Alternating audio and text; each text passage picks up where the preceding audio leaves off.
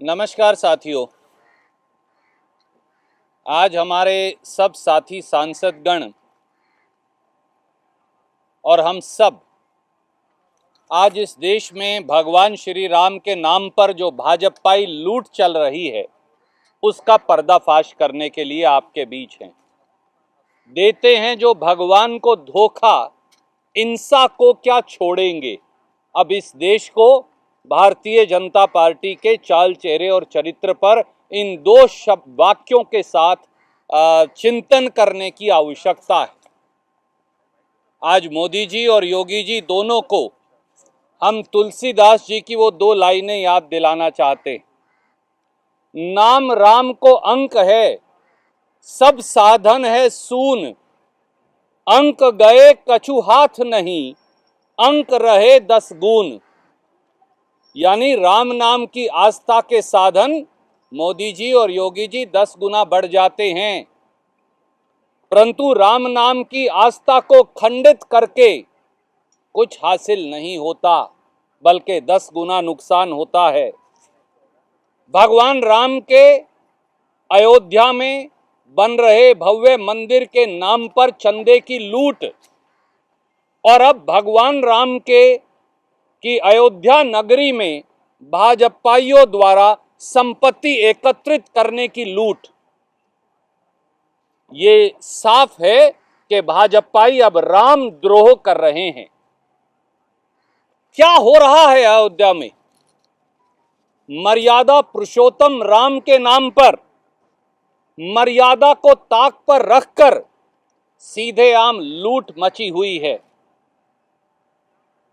एक तरफ आस्था का दिया जलाया गया और दूसरी तरफ आस्था के उस दिए के अंधेरे के नीचे भगवान श्री राम के नाम पर भाजपाइयों द्वारा लूट मचाई गई, ये सच है। साथियों, 3 तथ्य सामने आ गए। पहला, भाजपाइयों द्वारा राम मंदिर ट्रस्ट को महंगी जमीनें बेचकर करोड़ों का मुनाफा कमाया गया, चंदे की चोरी की गई।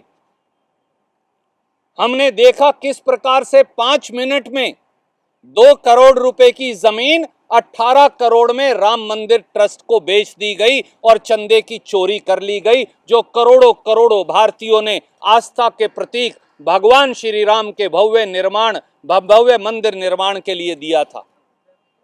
20 लाख की जमीन 2.5 करोड़ में राम मंदिर ट्रस्ट को बेच दी गई। 1250% मुनाफा मात्र 79 दिन में कमा लिया गया और राम मंदिर ट्रस्ट के अंदर जो करोड़ों करोड़ों भारतीयों का चंदा है उसे लूट लिया गया। जो जमीन 4,000 रुपया आदित्यनाथ सरकार ने कलेक्टर रेट पर रखा है, उसे राम मंदिर निर्माण ट्रस्ट को 28,000 रुपया वर्ग मीटर के कलेक्टर रेट पर बेच डाला गया। और दूसरा पहलू और ज्यादा चौंकाने वाला है। राम मंदिर ट्रस्ट को न केवल निजी संपत्ति बल्कि सरकारी संपत्ति को निजी लोगों द्वारा बेच दिया गया और पैसा अर्जित कर लिया गया। और अब जो सनसनीखेज तीसरा खुलासा सामने आया है वो और चिंता का विषय है, और वो है कि राम मंदिर अयोध्या नगरी में मंदिर के चारों तरफ भाजपा के विधायकों, भाजपा के मेयर, भाजपा के आयोग के सदस्यों, भाजपा के इंफॉर्मेशन कमिश्नर्स और आदित्यनाथ सरकार के आला अफसरों द्वारा औने पौने संपत्ति अर्जित कर ली गई है। और इसके कुछ उदाहरण मैं संक्षिप्त में आपको बताऊंगा। नंबर 1 पर हैं वेद प्रकाश गुप्ता, एमएलए अयोध्या, भारतीय जनता पार्टी के।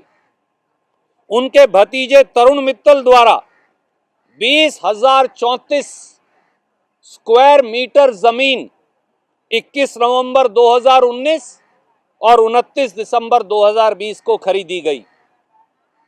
Inder Pratap Tiwari, Bhajpa MLA Gosaiganj Ayodhya, 2,593 square metre जमीन भाजपा के इस विधायक महोदय द्वारा 19 नवंबर 2019 को खरीदी गई। और उसके बाद इनके ब्रदर इन लॉ के द्वारा 6,320 स्क्वायर मीटर जमीन 16 मार्च 2021 को खरीदी गई। भाजपा के अयोध्या के मेयर ऋषिकेश उपाध्याय, जिनके साले के द्वारा 2 करोड़ की जमीन राम मंदिर ट्रस्ट को 5 मिनट में 18 करोड़ में बेची गई थी, उन्हीं के द्वारा 1480 स्क्वायर मीटर जमीन 18 सितंबर 2019 को खरीदी गई।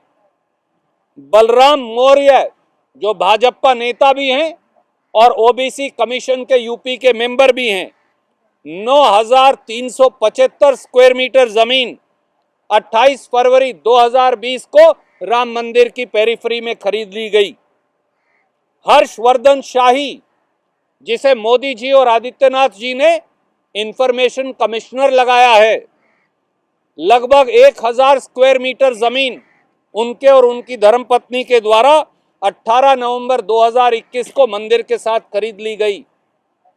MP Agarwal, divisional commissioner Ayodhya, Purushottam Das Gupta, chief revenue commissioner Ayodhya, Deepak Kumar, DIG Ayodhya और न जाने कितने और अधिकारियों द्वारा राम मंदिर के चारों तरफ वाली जमीन सुप्रीम कोर्ट का निर्णय आते ही खरीद ली गई। और यही नहीं, अब तो हमारे दलित भाइयों को भी बख्शा नहीं गया। भारतीय जनता पार्टी के एक और समर्थक महेश योगी जी ने महर्षि रामायण विद्यापीठ ट्रस्ट के नाम से पहले 21 बीघा जमीन, जिसकी कीमत 9-9.5 करोड़ रुपया है, 25 लाख में ट्रस्ट के नाम करवा ली और फिर उसे भी अधिकारियों को बेच दिया गया। हम सबको मालूम है कि दलितों को आवंटित की गई जमीन सामान्य वर्ग का कोई व्यक्ति यूपी में नहीं खरीद सकता, परंतु राम मंदिर के चारों तरफ की दलितों की जमीन, भगवान श्री राम तो भीलनी के बेर खाया करते थे और ये दलितों की जमीन भी हड़प गए, इन्होंने उन्हें भी नहीं बख्शा। साथियों, बात बड़ी सीधी है और बात यह है कि भगवान श्री राम आस्था के प्रतीक हैं। भगवान राम तो मर्यादा हैं, भगवान राम तो सनातन हैं, भगवान राम तो सत्य हैं, भगवान राम तो प्रेम हैं, परंतु उन्हीं भगवान श्री राम की मर्यादा पुरुषोत्तम की अयोध्या नगरी के अंदर भारतीय जनता पार्टियों द्वारा जमीनों की खुली लूट का धंधा चल रहा है। और हमारे आदरणीय प्रधानमंत्री जी पूरी तरह से मौन धारण किए हैं, एक शब्द उनके मुंह से निकल नहीं रहा। आदरणीय मोदी जी, अब इस खुली लूट पर आप अपना मुंह कब खोलेंगे? कांग्रेस पार्टी और देश के लोग और राम भगत ये सवाल पूछते हैं। आदरणीय मोदी जी, क्या ये रामद्रोह नहीं? क्या ये रामद्रोह से कम कुछ है? अंधेर नगरी चौपट राजा का धंधा अब अयोध्या में भाजपाई चला रहे हैं, पर शायद वो भूल गए कि भगवान श्री राम के घर में देर तो हो सकती है पर अंधेर कभी नहीं हो सकती।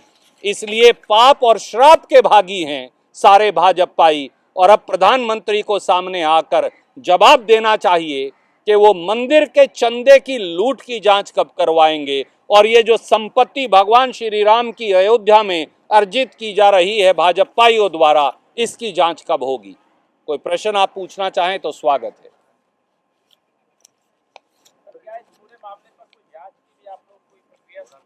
जी बिल्कुल, सबसे पहले प्रधानमंत्री जी को देश के सामने आकर अपनी पूरी स्थिति स्पष्ट करनी चाहिए।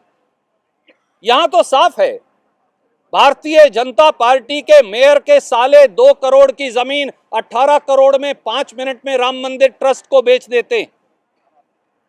25 लाख की जमीन 79 दिन में राम मंदिर ट्रस्ट को 2.5 करोड़ में बेच दी जाती है। वो जमीन जो प्राइवेट आदमी बेच नहीं सकते, वो भी बेचकर राम मंदिर ट्रस्ट का चंदे का पैसा हड़प लिया जाता है। इन चंदा चोरों को भगवान श्री राम के मंदिर के निर्माण के नाम पर इकट्ठे किए गए चंदे को चोरों को कब सजा देंगे मोदी जी? आप चुप क्यों हैं? और जिस प्रकार से भारतीय जनता पार्टी के विधायक, भारतीय जनता पार्टी के मेयर, भारतीय जनता पार्टी के आयोग के सदस्य, भारतीय जनता पार्टी के इंफॉर्मेशन कमिश्नर, भाजपा द्वारा लगाए गए अधिकारी भगवान श्री राम की अयोध्या में मंदिर के चारों तरफ संपत्ति को अर्जित कर रहे हैं। इससे घोर पाप हो ही नहीं सकता।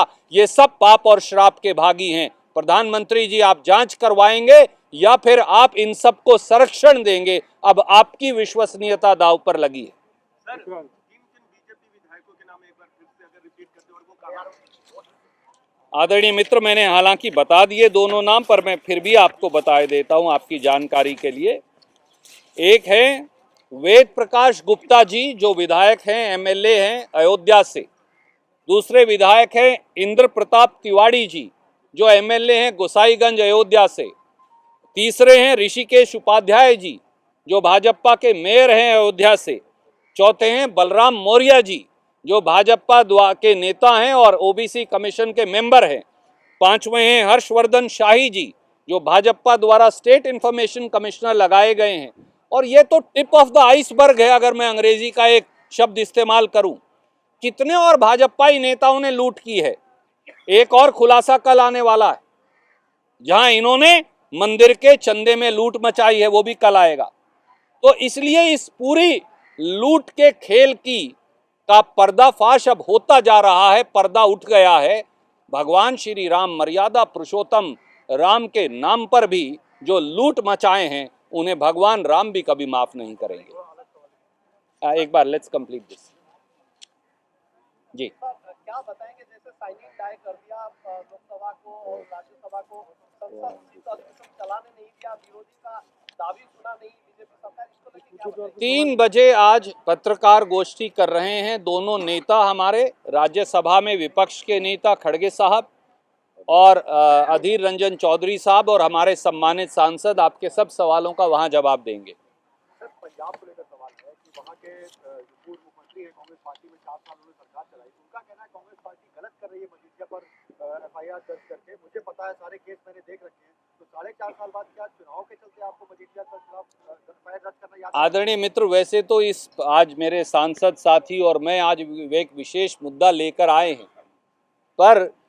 आप मुझे बताइए, जो 5 साल जब प्रदेश कांग्रेस के अध्यक्ष थे तब इल्ज़ाम लगाते रहे खुद, और 4 साल तक जिन्होंने जांच तो करवाई पर रिपोर्ट जारी नहीं की, अब वो दोषियों के अगर साथ आकर कंधे से कंधा मिलाकर खड़े हो गए हैं, तो क्या ये बात सच नहीं जो कही जाती थी कि कहीं ना कहीं मेल जोल आपस में था, जो अब खुलकर सामने आ गया है? इससे ज़्यादा इस समय टिप्पणी करना उचित नहीं होगा।